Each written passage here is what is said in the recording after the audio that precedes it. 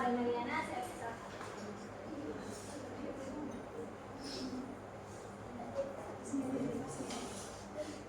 Jadi, kami mengkaji salah satu skripsi yang diterbitkan pada tahun 2021 dengan judul Hubungan Kebiasaan Belajar dan Lingkungan Belajar dengan Hasil Belajar Matematika Peserta Didik kelas 5 Sekolah Dasar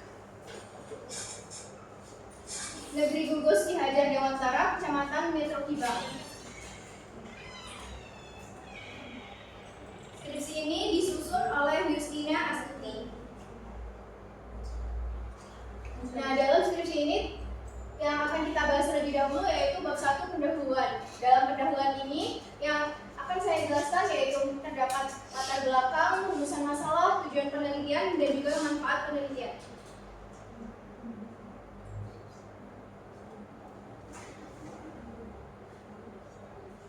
Nah, untuk yang pertama yaitu latar belakang masalah. Penelitian yang dilakukan ini dilatar belakangi oleh rendahnya hasil belajar matematika pada siswa kelas 5 Sekolah Dasar Negeri Gugus Ki Hajar Dewantara, Kecamatan Metro Kibang. Dalam penelitian ini, peneliti itu menduga bahwa lingkungan belajar dan kebiasaan belajar peserta didik mempengaruhi hasil belajar peserta didik pada mata pelajaran matematika. Seperti yang kita ketahui, jika lingkungan belajar yang mendukung seperti lingkungan belajar yang nyaman, memiliki kelengkapan peralatan yang digunakan selama proses pembelajaran, dan adanya suasana kondusif dalam proses pembelajaran itu sangat berpengaruh terhadap hasil belajar peserta didik. Yang selanjutnya yaitu rumusan masalah. Nah, berdasarkan latar belakang tadi, peneliti merumuskan 3 masalah, yaitu yang pertama, apakah terdapat hubungan yang positif dan signifikan antara kebiasaan belajar dengan hasil belajar matematika peserta didik kelas 5. Yang kedua, yaitu apakah terdapat hubungan yang positif dan signifikan antara lingkungan belajar dengan hasil belajar matematika peserta didik kelas 5. Dan yang terakhir, apakah terdapat hubungan yang positif dan signifikan antara kebiasaan belajar dan lingkungan belajar secara bersama-sama dengan hasil belajar matematika peserta didik kelas 5. Selanjutnya yaitu tujuan penelitian. Berdasarkan rumusan masalah sebelumnya yang terdapat 3 rumusan masalah, peneliti menetapkan 3 tujuan dari penelitian ini. Yang pertama yaitu mengetahui hubungan antara kebiasaan belajar dengan hasil belajar matematika peserta didik kelas 5. Dan yang kedua, mengetahui hubungan antara lingkungan belajar dengan hasil belajar matematika peserta didik kelas 5. Dan yang terakhir, mengetahui hubungan antara kebiasaan belajar dan lingkungan belajar secara bersama-sama dengan hasil belajar matematika peserta didik kelas 5. Yang selanjutnya yaitu manfaat penelitian. Hasil penelitian ini diharapkan memiliki manfaat bagi peserta didik dan pendidik, manfaat bagi sekolah, dan juga manfaat bagi peneliti. Nah, manfaat bagi peserta didik itu peserta didik diharapkan dapat memberikan pengetahuan untuk peserta didik diharapkan dapat memperbaiki kebiasaan belajar demi tercapainya hasil belajar yang lebih baik.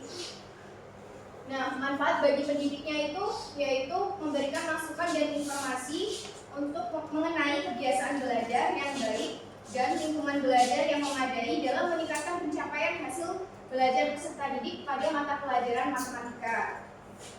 Manfaat bagi sekolahnya dari penelitian ini diharapkan dapat menjadi bahan masukan dan memberikan kontribusi yang berguna untuk meningkatkan kualitas pembelajaran di SD Negeri Gugus Ki Hajar Dewantara, Kecamatan Metro Kibang. Dan yang terakhir, manfaat bagi peneliti. Nah, penelitian ini manfaatnya bagi peneliti itu memberikan ilmu pengetahuan baru, wawasan dan pengalaman yang sangat berharga, serta bermanfaat bagi peneliti dalam mempersiapkan diri sebagai calon pendidik yang berkompeten. Baik, jadi itu saja materi yang dapat saya sampaikan. Untuk selanjutnya saya kembalikan kepada moderator. Baik, saya ucapkan terima kasih kepada Mariana untuk materi yang kedua yaitu terkait kajian pustaka kerangka pikir dan hipotesis yang akan dijelaskan oleh saudara Gilang. Pada Gilang saya persilakan.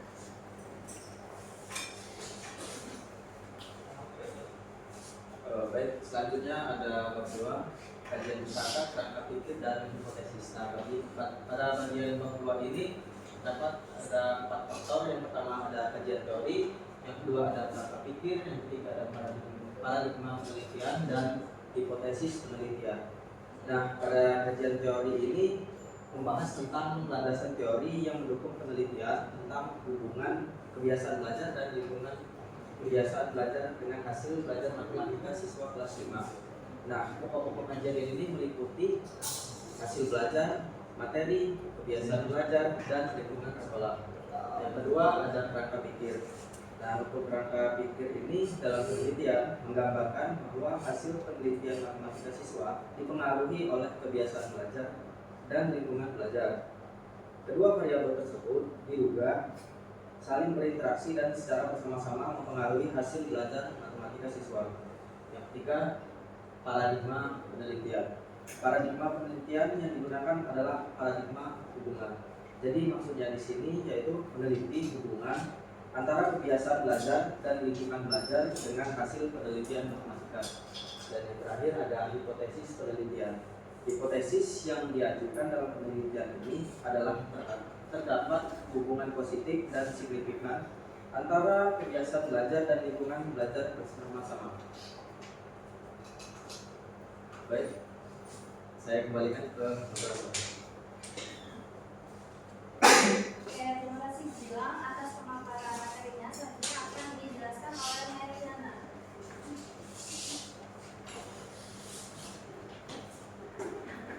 Baik, untuk selanjutnya yaitu bab 3 metode penelitian. Nah, terdapat 10 subbab dalam metode penelitian ini. Yang pertama yaitu jenis penelitian dan desain penelitian. Jenis penelitian dan desain penelitian yang dilakukan. Jenis penelitian dan desain penelitian. Penelitian yang dilakukan itu menggunakan jenis penelitian kuantitatif dengan model penelitian ex post facto korelasi. Menurut Sugiono, tahun 2014 menjelaskan bahwa penelitian ex post facto adalah penelitian yang dilakukan untuk meneliti peristiwa yang telah terjadi dan kemudian meruntut ke belakang untuk mengetahui faktor-faktor yang bisa menimbulkan kejadian tersebut. Nah, penelitian ini itu bertujuan untuk mengetahui tingkat hubungan antara kebiasaan belajar dan lingkungan belajar dengan hasil belajar matematika peserta didik kelas 5. Yang kedua selanjutnya yaitu setting penelitian. Penelitian ini dilakukan di SD Negeri 1 Kibang, SD Negeri 2 Kibang, dan SD Negeri 3 Kibang yang beralamatkan di Desa Kibang, Kecamatan Metro Kibang, Kabupaten Lampung Timur, Provinsi Lampung. Penelitian ini dilaksanakan pada semester genap tahun ajaran 2021 selama 5 bulan. Subjek penelitian ini yaitu seluruh siswa kelas 5, di mana jumlah seluruh siswanya itu 65 peserta didik. Selanjutnya yaitu prosedur penelitian. Terdapat beberapa tahap-tahap penelitian ex post facto korelasi yang telah dilaksanakan. Yang pertama yaitu memilih subjek peneliti, di mana subjek tersebut yaitu peserta didik kelas 5 SD Negeri 1 Kibang, SD Negeri 2 Kibang, dan SD Negeri 3 Kibang, Lampung Timur. Yang kedua yaitu subjek uji coba instrumen angket, berupa peserta didik kelas 5 SD Negeri 5 Margajaya. Yang ketiga yaitu menyusun kisi-kisi dan instrumen pengumpulan data yang berupa angket. Selanjutnya yaitu menguji coba instrumen pengumpulan data pada subjek uji coba instrumen.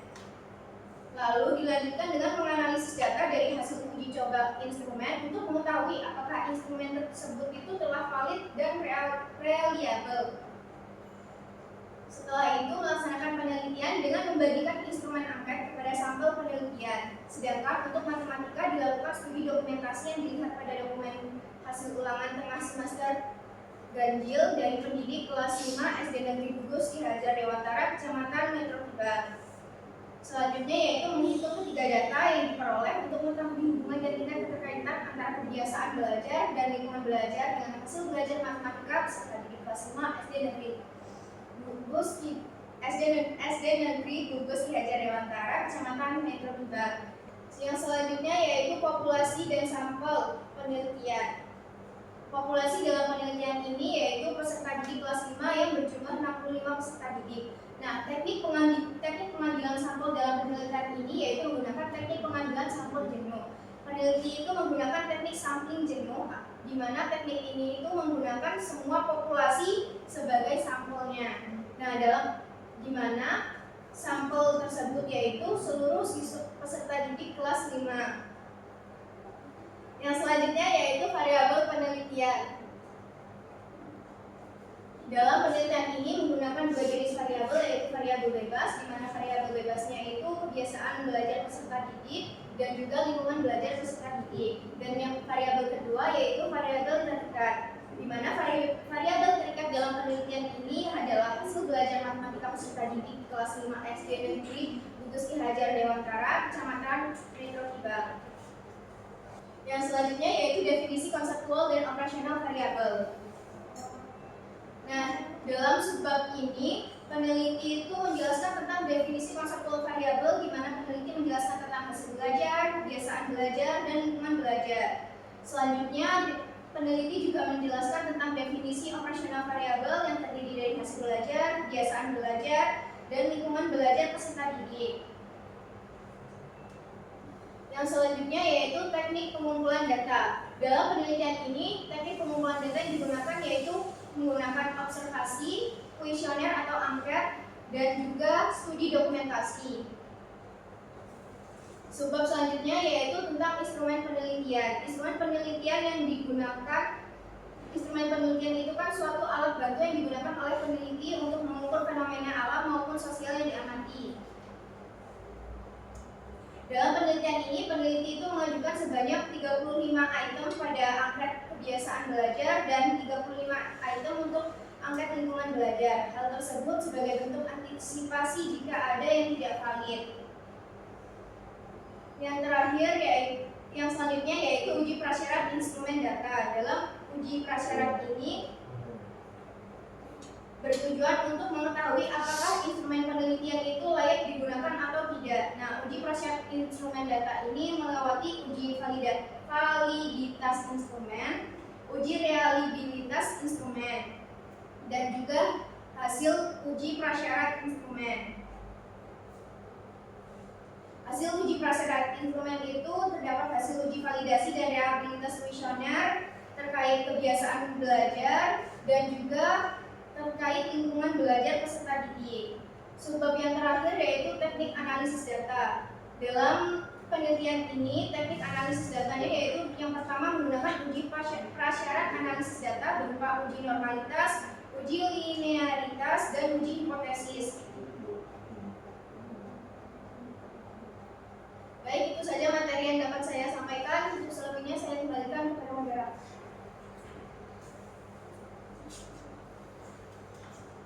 Terima kasih kepada Mariana atas penyampaiannya. Untuk selanjutnya itu bab 4 adalah hasil penelitian dan pembahasan akan dijelaskan oleh saya sendiri.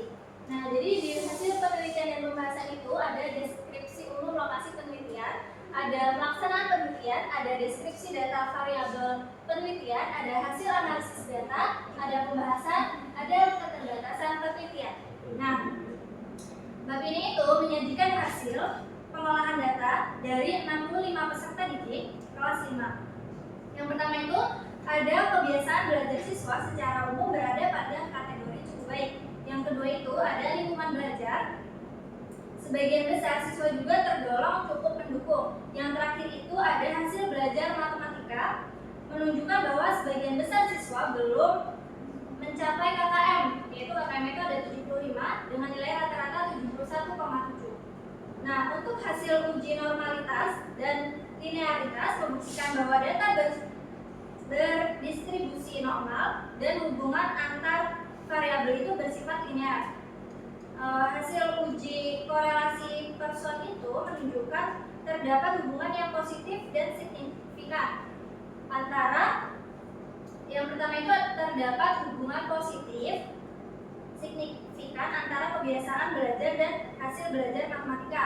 Yang kedua itu ada lingkungan belajar juga memiliki hubungan signifikan dengan hasil belajar. Yang ketiga itu ada kebiasaan belajar dan lingkungan belajar secara simultan berpengaruh terhadap hasil belajar matematika dengan kontribusi sebesar 54,1%. Nah, pembahasan ini menunjukkan bahwa siswa dengan kebiasaan belajar yang baik dan lingkungan belajar yang mendukung cenderung memperoleh hasil belajar yang lebih tinggi. Hal ini mendukung teori-teori yang digunakan dan sejalan dengan hasil penelitian sebelumnya. Untuk yang berlima itu ada penutup. Di sini tuh ada 3 subbab, ada kesimpulan, implikasi, dan saran. Untuk kesimpulannya itu, penelitian ini menyimpulkan bahwa yang pertama itu terdapat hubungan positif dan signifikan antara kebiasaan belajar dan hasil belajar matematika. Untuk yang kedua itu ada lingkungan belajar juga memiliki hubungan yang signifikan dengan hasil belajar matematika. Dan yang terakhir itu kebiasaan belajar dan lingkungan belajar secara simultan berkontribusi terhadap hasil belajar matematika siswa kelas 5 SD. Untuk implikasinya, hasil penelitian ini menegaskan pentingnya perhatian terhadap kebiasaan belajar siswa dan penciptaan lingkungan belajar yang kondusif sebagai upaya strategi dalam meningkatkan prestasi akademik khususnya pada mata pelajaran matematika. Untuk saran itu ada 4. Yang pertama itu bagi guru disarankan untuk membimbing siswa membentuk kebiasaan belajar yang positif serta menciptakan suasana kelas yang nyaman dan interaktif. Yang kedua itu ada bagi orang tua diharapkan memberikan dukungan belajar di rumah seperti menyediakan ruang belajar dan mengawasi waktu belajar anak. Yang ketiga ada bagi siswa disarankan untuk mulai membangun kedisiplinan dalam belajar, mengatur waktu, dan menjaga fokus saat belajar. Dan yang terakhir itu ada bagi peneliti selanjutnya dapat mengembangkan penelitian dengan memperluas jumlah sampel atau menambahkan variabel baru seperti motivasi atau gaya belajar.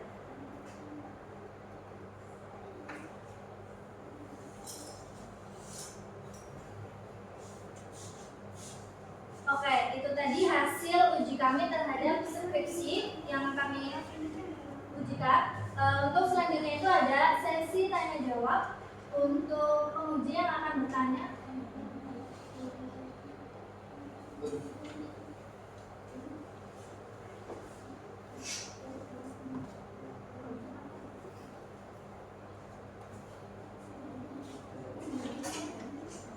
Apa yang bisa sekolah lakukan secara konkret berdasarkan hasil penelitian Anda?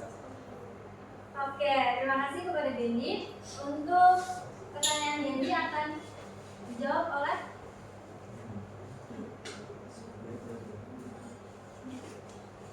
baik, jadi dijawab pertanyaan dari ini. Jadi sekolah bisa mulai dengan mendorong siswa untuk membuat jadwal belajar, memberi tugas yang mendukung rutinitas belajar, serta bekerjasama dengan orang tua agar lingkungan belajar di rumah bisa diperhatikan.